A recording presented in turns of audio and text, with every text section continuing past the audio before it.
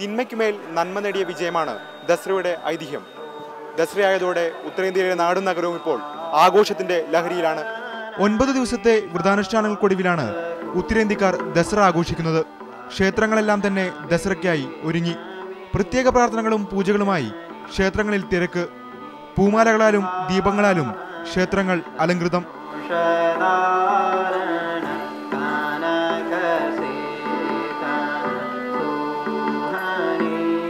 People observe fast and visit temple to take the Ashirwad from Ma up to 9 days. 10 days when the Rama killed Ravana, then it's the Dasara.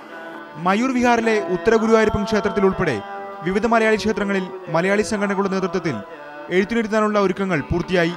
കലാ സാംസ്കാരിക രംഗത്തെ പ്രമുഖർ കുട്ടികളെ എഴുത്തിനിരുത്തും. ദസറയായതോടെ നഗരത്തിൽ തിരക്കേറി. ക്ഷേത്രങ്ങൾ കേന്ദ്രീകരിച്ച് വഴിയോര കച്ചവടക്കാരും സുലഭം. കൊൽക്കത്തയിൽ ദുർഗാപൂജയോടനുബന്ധിച്ച് പ്രത്യേക പ്രാർത്ഥനകളും പൂജകളും സജീവമാണ്. ദുർഗാപൂജ ആഘോഷങ്ങൾക്കായി കൊൽക്കത്തയിലെത്തിയ രാഷ്ട്രപതി പ്രണബ് മുഖർജി ഏവർക്കും ആശംസകൾ നേർന്നു. വിജയദശമി നാളിൽ തിന്മയുടെ പ്രതീകമായ രാവണക്കോലങ്ങൾ കത്തിക്കുന്നതോടെ ദസറ ആഘോഷങ്ങൾക്ക് സമാപനമാകും.